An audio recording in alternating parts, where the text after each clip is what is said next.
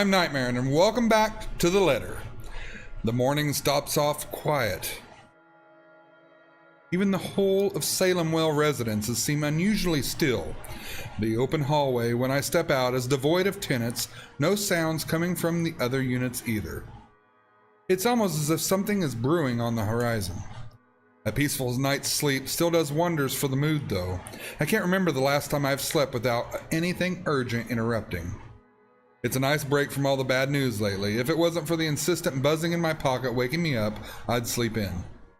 The ringing had stopped before I could move somewhere private, but sleep has also been effectively kicked out of my system by then. Pity. I could use a little more rest, until I have to face the other storm. Of course, I owe Rebecca an explanation. It doesn't matter if the whole truth or another hastily spun tale, although I haven't really figured out how to go about this yet. Unlike Zach and Isabella, who don't usually ask questions and are content with what little I could share, Rebecca's rather quick on the trigger. It will have to be set aside for later, though. Sup, I'm Ash from Deluxe City. The chief's name stares back at me, almost as if it's mocking me. Sad. It would have been nice to just chill after the last night, or maybe half listen to the news. Sure, it's the same thing we've been hearing lately. Still beats standing outside in the chilly Luxborn morning on the phone with my boss. Sighing, I answer it, if only to get this over with. Where are you right now? Now that's a tone I didn't expect to hear from him at this hour. Just thinking how this goes already gives me a headache. Immediately I reach up and pinch the bridge of my nose to stave it off. This is why I won't ever drink myself senseless. What was that? Nothing, Chief. A pleasant morning to you too. He's probably calling me to rag on me or complain about his wife, which is really none of my business unless it affects my case. It seems like the usual rich man cheats on his wife deal. Although I would have followed up on it if it were somebody else's wife. But figuring it's the chief's, hey, I trust him to come clean if the missus is related to the Wright's shady dealings. This is why I left before they even hauled the woman out last night. I'm not going to go around investigating cheating husbands and wives when it's probably just that. Chief appears to have a different idea in mind, though. There's nothing pleasant in the morning. Anyway, where are you? I told you millions of times before to keep your lines open. He did, and not only him. Zach, Rebecca, Isabella, all of them said the same thing numerous times in the past. But I was undercover last night. A phone call is the last thing I want to happen when there are other things I need to focus on at the time. Besides, we have radios and work-issued phones. Why isn't he using those channels if this is urgent? Just woke up, sir. As awesome as it is to hear your voice this morning, it really is early. If you could give me a few minutes just to wake myself up, that'd be swell. No need for that. This won't take long. Is something wrong? Am I needed at the precinct ASAP? Oh no, everything's good over there. Just look, kid. Pray. Don't take this personally, alright? You're off the Luxborn firm case. Starting today. Well, I did not expect to hear that either. This must be some kind of cosmic joke. I allow some awkward seconds to pass. Chief must be pulling another one of his awful pranks. Out of his bad mood or severe hangover, maybe. Everyone knows that when given the chance, he exercises no control with his drinking. If it wasn't for his wife causing a stir, he'd probably be trashed an hour in the party. He likely drank more after they threw her out of the ballroom. Besides, his sense of humor has never been good. It's just as infuriating most of the time. But when he doesn't follow it up, if I sound a tiny bit frustrating speaking to my own superior, I'm not the one to blame. Wait, no. What? Are you kidding, Chief? Is this one of your practical jokes again? The temps won't say anything about it, but It's not that. They're orders. From the higher-ups. Ah, the higher-ups. Yes, my favorite word. Since when did the higher-ups ever care about what the criminal investigation department did? As far as I could tell, they don't give a hoot if CID is filled with cold cases, as long as we keep spending low. When I need to view those old case files, though, they're locked away in the archives. You're gonna have to check it up with higher-ups. I need the access to those reports. See if the higher-ups would allow it. Every step, every move in this case, there isn't one that hasn't been graded by some or gated by some authority. If it's not the chief, it's the commissioner, or so they always tell me. It makes one wonder why they even bothered assigning it to anyone. Not a single one of them has done anything to help move the case. And they wonder why it's taken this long for even a hint of progress to show. You can't just drop this on me. You can't just take me off like that. Yes, I can. And I'm sorry, Ashton. You're a good detective. One of the best I've seen in years, but... 3 years, Chief. 3 years. 3 years since that anonymous tech leak blew up. Since Luke Wright's name was openly linked to several nasty dealings within Luxport's corporate world, some of them involving deaths. 3 years, and I was the only one who made it this far. Made much progress that officers with more experience weren't able to do when they handled this case. Just within a year, and with barely any help from those damn brass at that. Of course, I'll be pissed. Do you know what would have happened if I didn't work my ass off on this thing? If I didn't dedicate a whole year of my time on it, it would have gone cold, like every fucking case Luke Wright has been linked to. I saved this from getting thrown into the archives, sir. I'm getting close. If you could just... I'm fully aware of what you've done, Frey, but the Commissioner hasn't been happy with your progress. Still too slow by their standards. Too slow? Well, what about those reports I filed? I've documented every freaking thing for them. I've given you every important lead I can gather. Isn't that enough? They need results, not a bunch of research papers. Not one baseless assumption after another. It sounds like to me he is making progress. Concrete proof, Frey.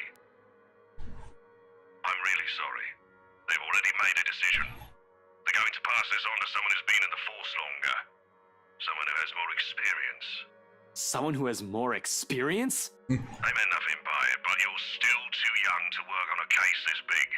Chief, I've already done more than what those old farts ever did behind their desks. All of it, within just a year of being assigned to this. Watch your language, Frey. Those are your superiors, I'm not some damn rookie fresh out of training. I'm as qualified as they are.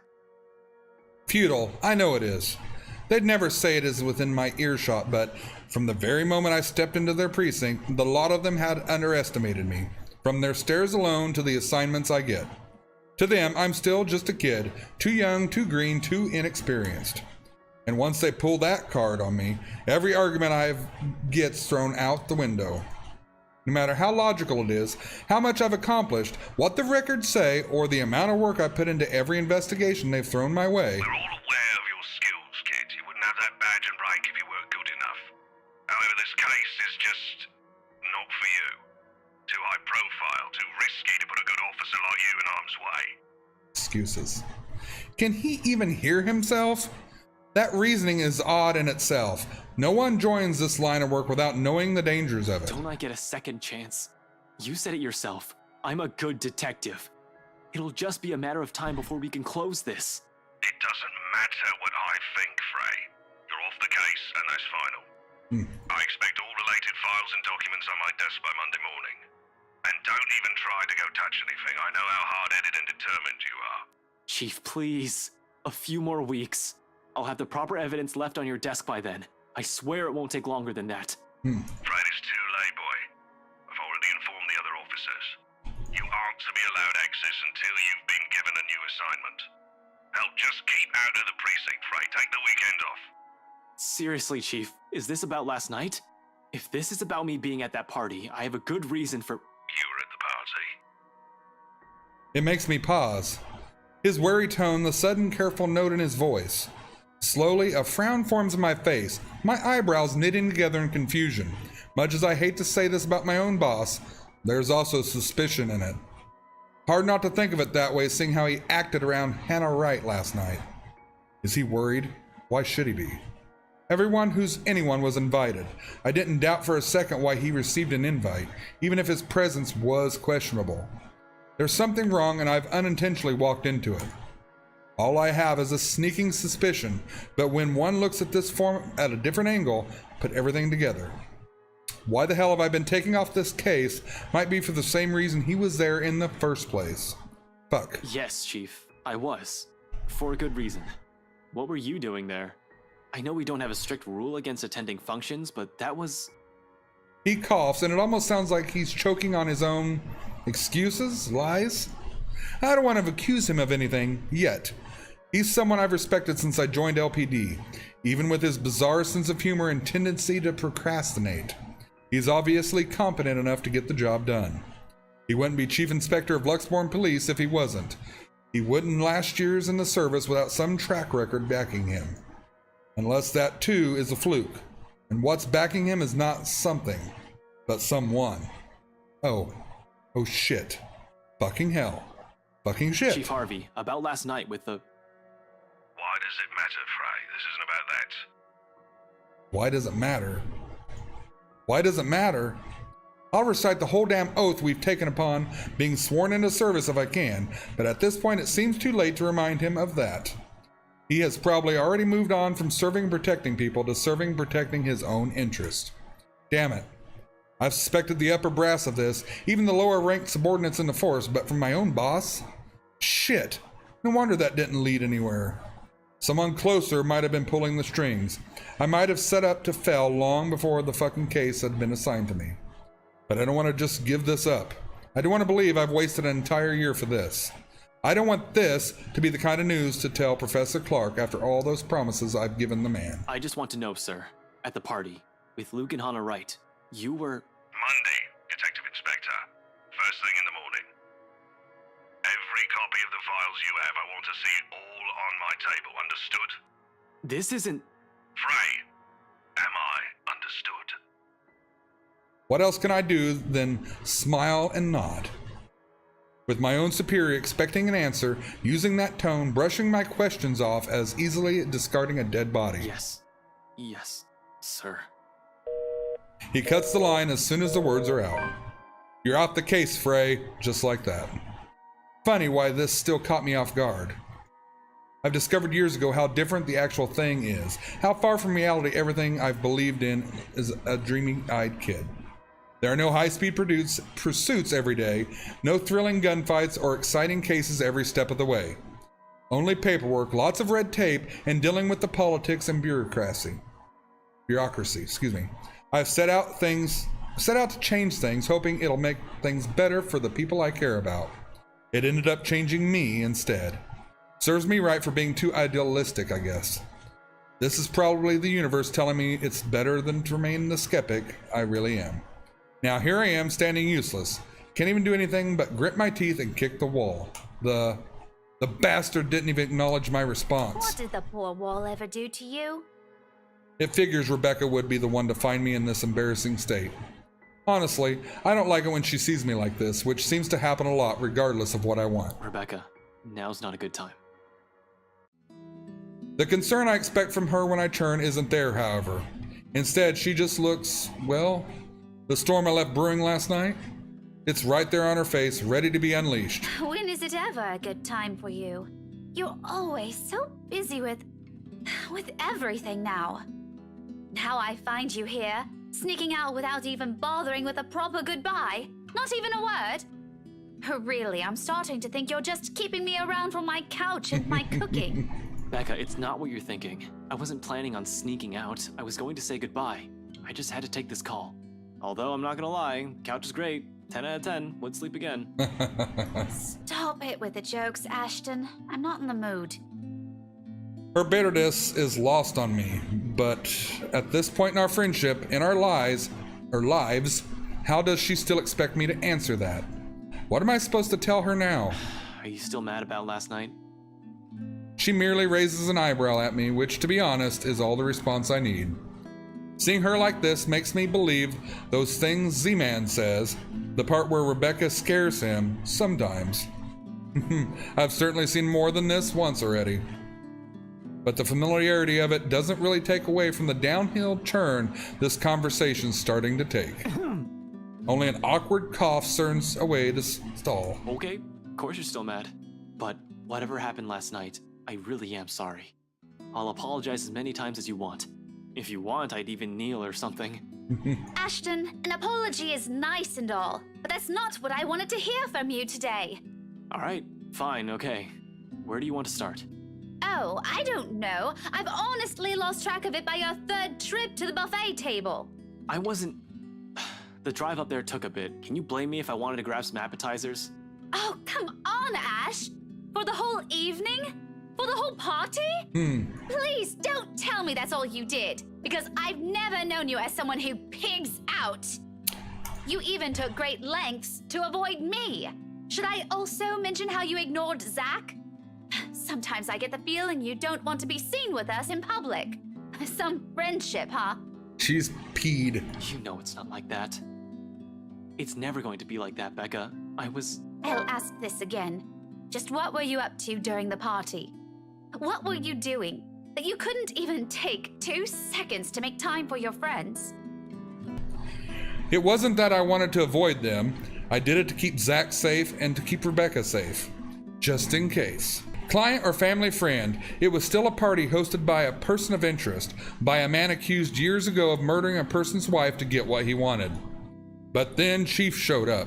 Hannah Wright happened, and Luke Wright just can't be bothered to die peacefully somewhere. All of a sudden, none of my original reasons matter. If I was found out, right then and there, hell, if Zach and Rebecca's connection with me was found out, who knows what might have happened. But Rebecca doesn't understand that, doesn't understand what I can and can't say to keep them from harm. It's all in her eyes, in the tight line of her lips and the furrowed brows. The hurt. This day is just off to a wonderful start. First my case, now Becca. How do I even go about this? Well, we can insist it's confidential or we can stretch the truth. I'm afraid if I say it's confidential, that she'll think I'm betraying her, but I don't want to lie to her either, which stretching the truth is. I'm gonna save.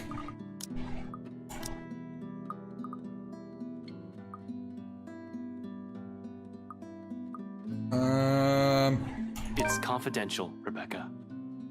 I wonder how many times I've told her that. And not just her, my dad, my mom, Zach, and even Isabella. How many times I've told them what essentially boiled down to mind your own business, to make sure they're all safe, to keep them out of danger. Did that drop me? I think it did. Or maybe it didn't. Maybe that plus means that it went up. My job isn't a game. It isn't as glamorous as television portrays it to be. I had thought so too as a child. I was so clueless back then, wasn't I? But boy, did I learn. The good guys don't always win. Justice isn't always served. Investigation is not looking at a crime scene once to get a eureka moment. It's sleepless nights at the crime lab with tech guys. It's several days wearing the same clothes with Chinese takeout stains because I'm staking a place. It's frustration when bureaucracy hinders you from looking into a case any further, or when you know the suspect is guilty, but they get away scot-free on a technicality. It's seeing anger and pain and despair with every case. I know you have a mountain of questions, but I've told you this so many times before. I can't say much more than that. Still, the look on Rebecca's face, the resentment and the pain, it hurts me as well to think that I'm the cause of that. It's a familiar one too, something I've seen a lot over the years. I wonder how long it'll take before Zach starts giving me the same one. Or until I've hurt Isabella in a way that any sincere apology won't ever be enough. What a mess. I'm a mess, and it's the people close to me who have to suffer for it. I guess, if that's the case, there's nothing much I can do about it. That's right. Just calm down, Becca. You're off being a hero, I guess? I shouldn't rag on you for that. Damn right, Rebecca. I can never get used to how quick she just forgives me for whatever shitty thing I do. Zach and Isabella too. They've all been patient with me, unlike I with them. I don't deserve any of them for the kind of person I've turned out to be. I'm hardly a hero, Becca. I'm just Ash. I expect a retort, another one laced with bitterness.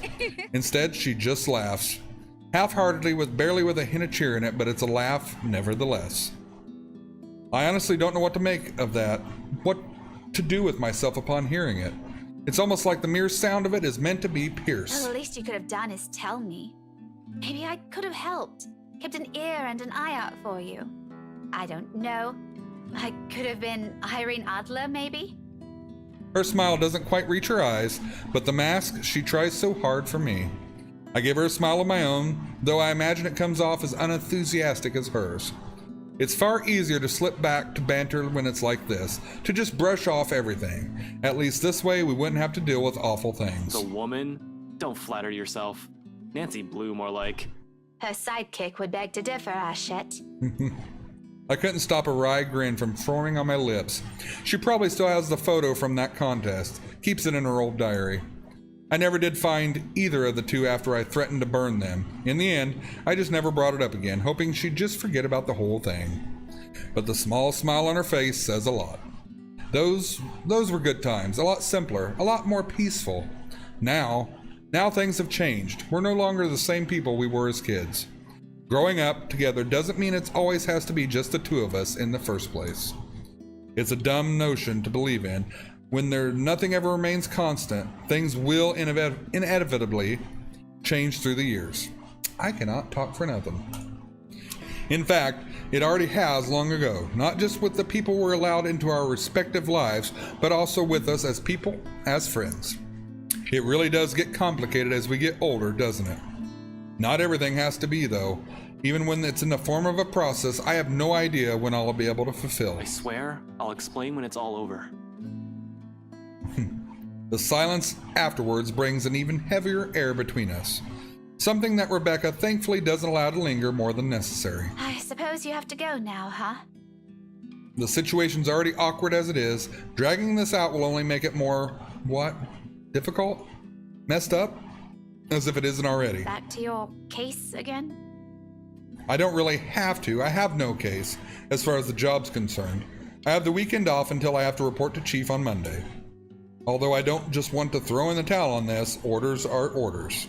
This isn't like the movies. I don't get to say fuck off, throw my gun and badge at him, and become some vigilante, save the day, and get my job back. I'd rather get my ass thrown in jail than do any of that. But it's not in my nature to sit still and do nothing. It'll drive me crazy if I just idle about. Besides, there's someone who has to know about this whole thing. Luke Wright thing. Yeah, I need to go talk to Professor Clark. And there's something else I need to look into. The other matter she mentioned last night specifically. The same stuff Zachary has also been trying to tell me.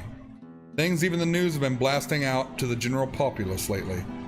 Every afternoon, morning, all deaths with the same modus blamed on a single serial killer. Or is it still the case? Found dead in the early hours of the morning today. The fire was contained within the room and no other tenants were harmed, according to Luxembourg police. We're grasping at straws as far as these murders are concerned. It's because a ghost is doing it. In the first place, I'm not even the one heading this investigation, yet look at me treating it as if it's another high-profile case on my shoulder. How sad is that? Although all three of my friends have mentioned seeing something strange, I don't want to go into that line of thinking for now. Not yet, not until I've exhausted every logical argument I could throw at it. To be honest though, I don't know how to take all of this anymore. But I've already given Isabella my word. It'd bother me more if I didn't follow up on a promise I made to her. After Rebecca's claims last night, there wouldn't be enough sarcasm in the world if what my friends have been telling me is true.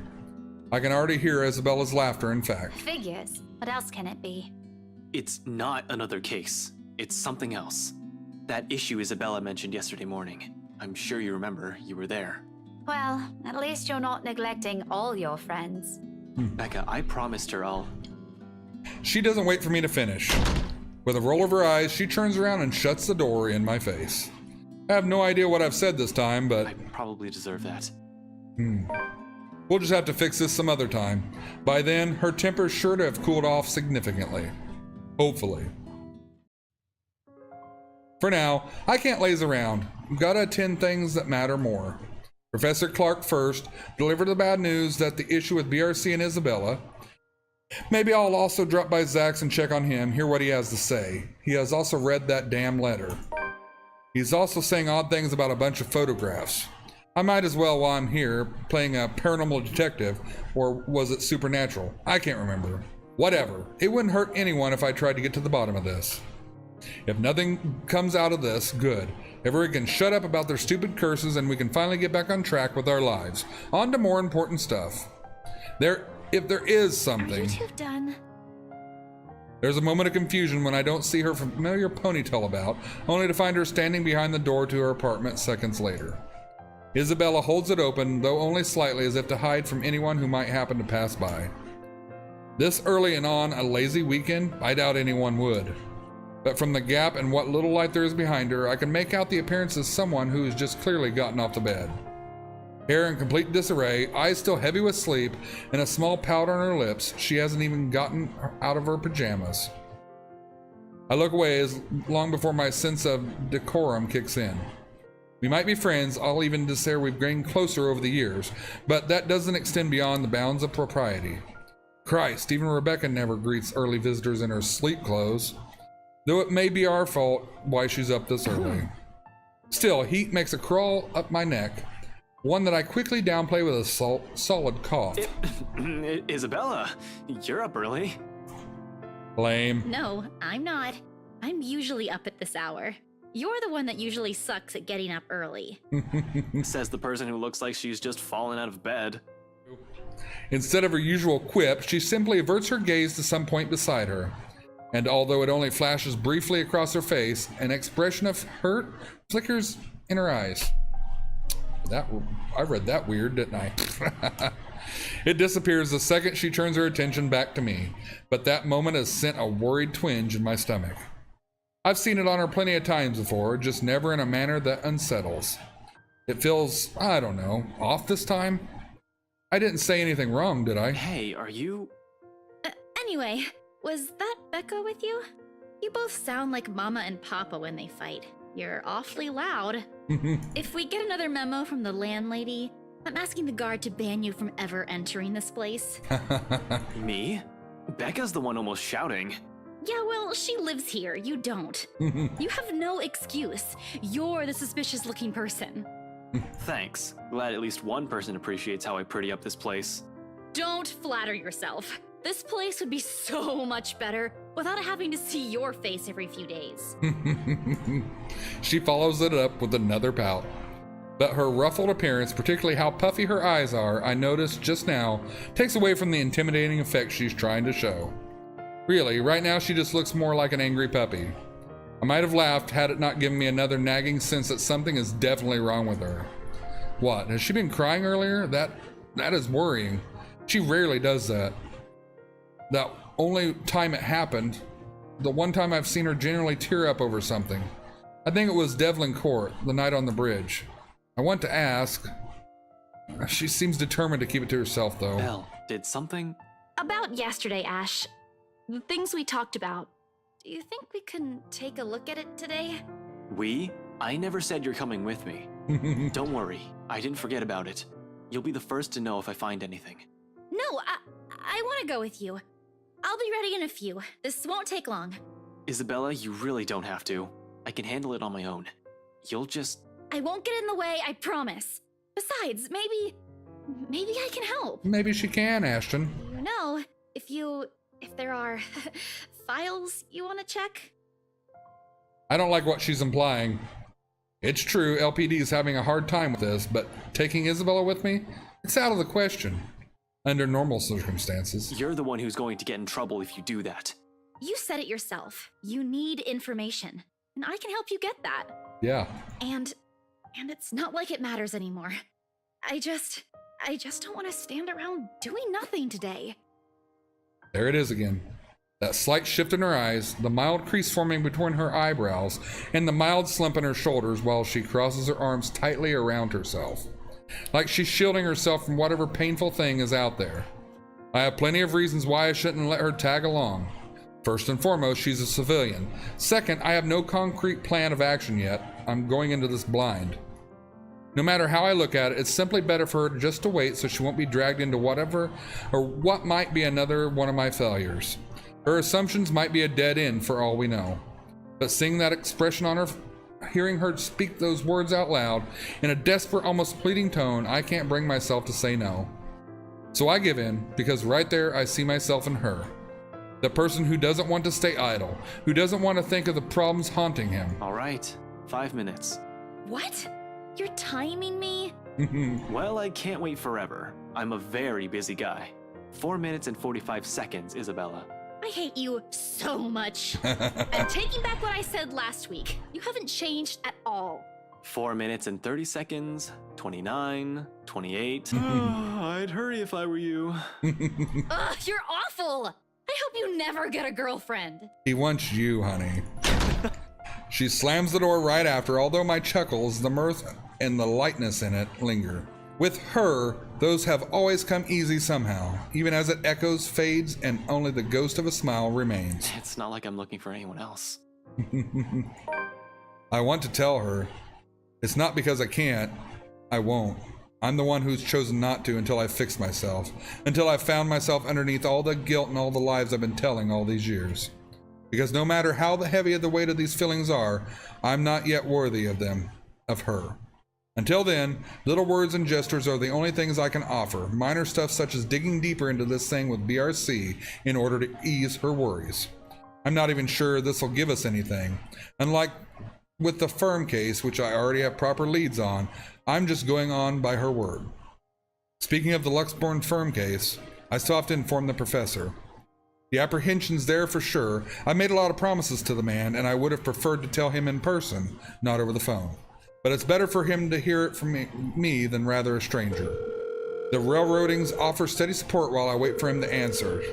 Or the railings offer steady support while I wait for him to answer. I'd like to think I can do this without losing my nerve. My grip on the bars surely tightens though once the call connects. Ashton, Not running today, Professor? He's usually at the park on late Saturday mornings, as long as it isn't raining cats and dogs. Keeps him young and healthy, he says. He's certainly fit for a man his age with a sedentary job. oh no, not today. He's definitely at the usual place though. Cheers and laughter likely from the children and families filter through the receiver. I tend to avoid the park precisely because of this. No use reminding myself of the could-haves when it's already over. But all in all, it's still a pleasant sight to see if you're the kind who takes joy in such sights like Professor Clark does. Just thought I'd enjoy the nice weather before it takes a turn for the norm again. And to what do I owe the pleasure? The guy certainly seems happy right now in any case. I almost don't want to break the news to him. But it's better to get this off quick as long as he doesn't shoot the messenger. He's not the type. However, long-held resentment can change a person, even someone as mild-mannered as the professor. I was hoping to talk to you about the case. I suppose I'm just the downer today. As soon as I say those words, he pauses and the lightness in his voice is gone in an instant. Every time we talked about this in the past, he does that. He's probably trying to gauge the situation based on the tone of my voice. Perhaps it's a good thing I'm delivering this news through the phone. Who knows what he'll see in my face and my mannerisms. The art of keen observation. I learned it from the man. He probably already has an idea what this might be about from my manner of speaking alone. You aren't in trouble, are you? For a second, I hesitate looking at the dirt beneath my shoes. But I manage eventually. After a long, ragged drawn of breath, I pick up where I've left off, though still fumbling with my words. Well, I'm in a bit of trouble, if you can call it that. Ashton, He only assumes that tone when there's a reprimand at its heels. But I'm not in danger or anything. you've said that same excuse a million times before, Detective Inspector. That exhausted rasp in your voice tells a different story. It's nothing like what you're thinking. Don't worry.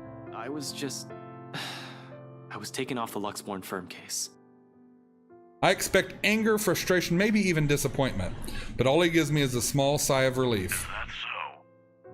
Well, at least you aren't in danger.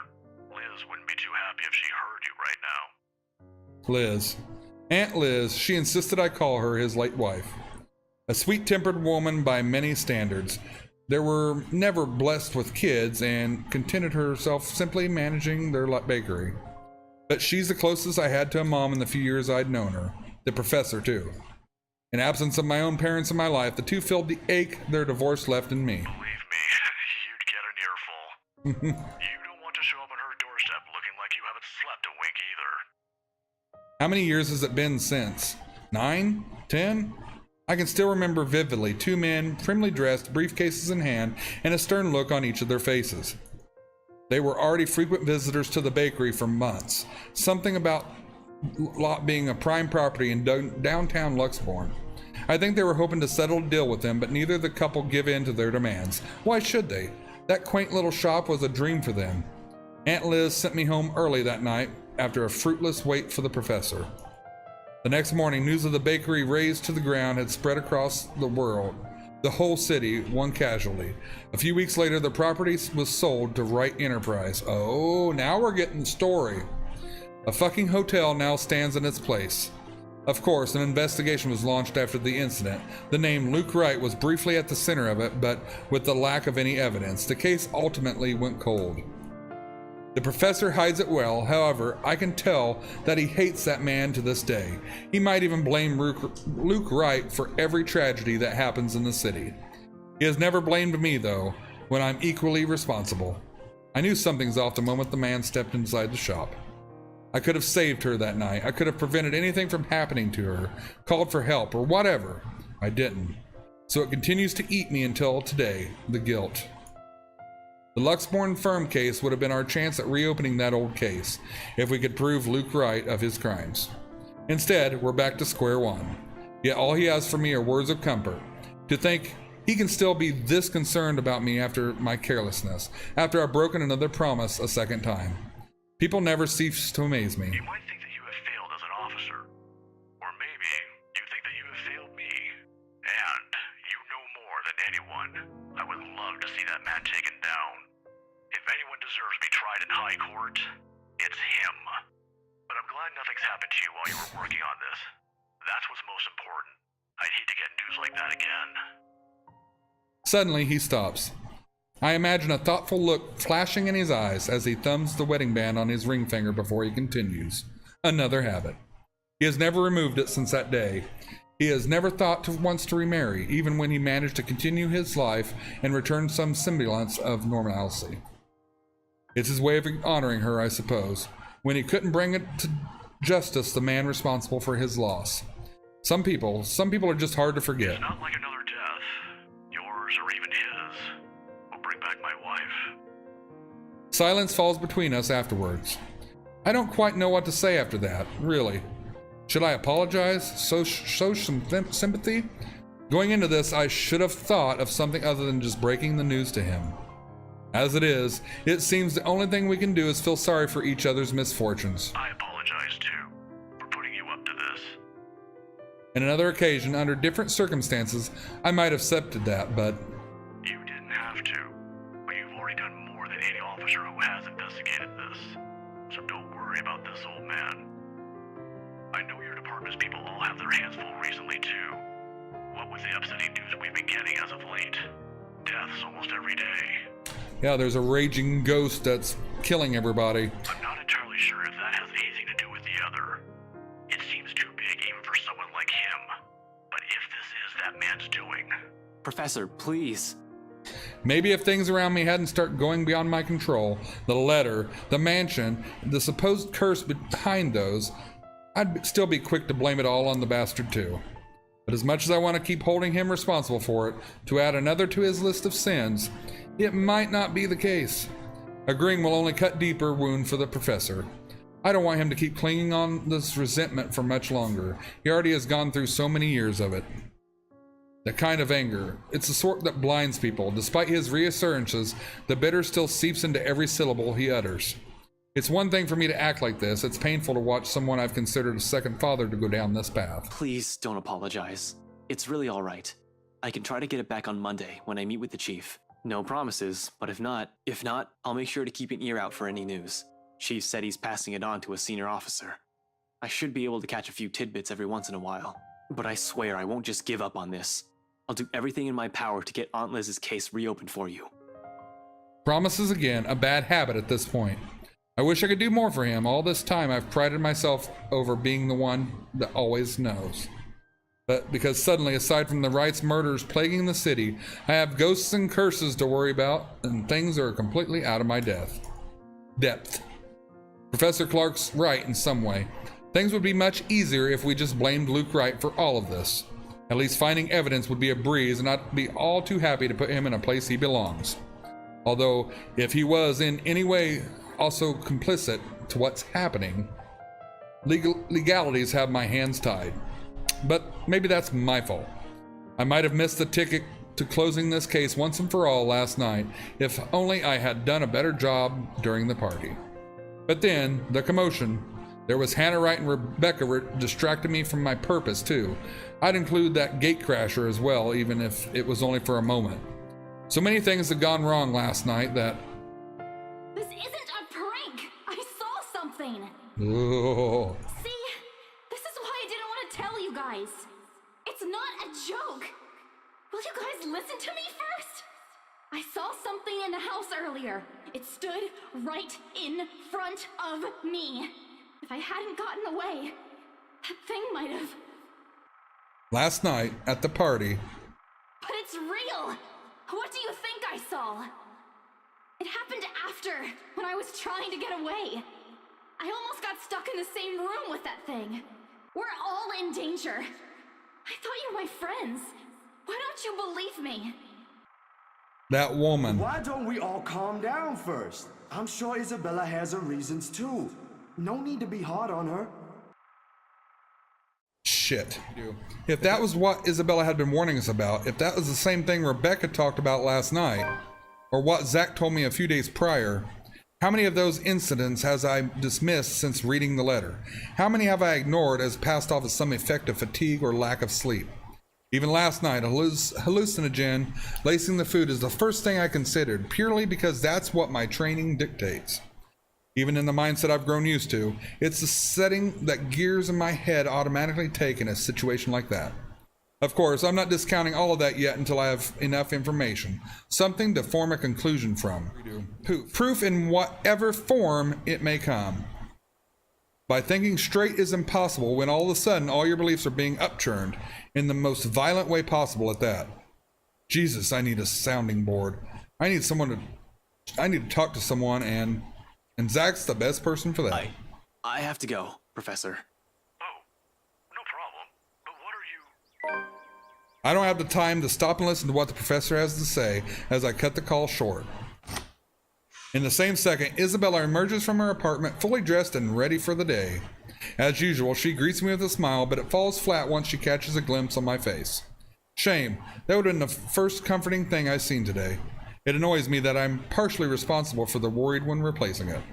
I must look close to a picture of someone choking or dying because that's nothing but concern in the first word she speaks. Ash, are you... Do you need to go to the bathroom? Yeah, no, I don't, okay. But we should hurry. Come on, don't forget to lock your door. Seriously, you look like you're about to fall over. Are you alright? Because if you're planning to faint right here, I won't be able to carry you. Yes, don't mind me. I just remembered some stuff from last night. I need to talk to Z-Man about this. Mind if we drop by his place first? Shouldn't we call him? To let him know? It's still pretty early, though we'd probably arrive there around noon. Also, what do you mean about this? Is Zach... He was also there when I opened the letter, right? He read it too. I'm sure he's fine, but it wouldn't hurt to check on him. To make sure. See if he'll say the same things you told me yesterday. If he's also been seeing things. If it's also the same woman I saw last night. I'm not saying there's really a curse yet, but we have to look at this from every possible angle. And don't worry, he won't mind. He's probably just watching TV right now. Let's go. Okay, but speak up if you're not feeling well. You really look like you're choking on something. You didn't have to do this for me in the first place. No. You know it's not as simple as that. We head down to my car in record time with not a single second wasted to hit the road and drive to Zach's place. If any one of us, other than Isabella, who knows anything about what's going on, who can help sort the muddled mess in my mind is, it's gotta be him. He listened to her. Alright, we're gonna cut the episode here. I'm gonna go ahead and save. That was a really long one. I'm hoping we're making a dent on this game. I love playing it, but like I said before, it's a long game. I may try and do some live stream stuff here soon, so yeah. So check out my other videos, be nice to one another, and we'll meet in the next video. See you guys.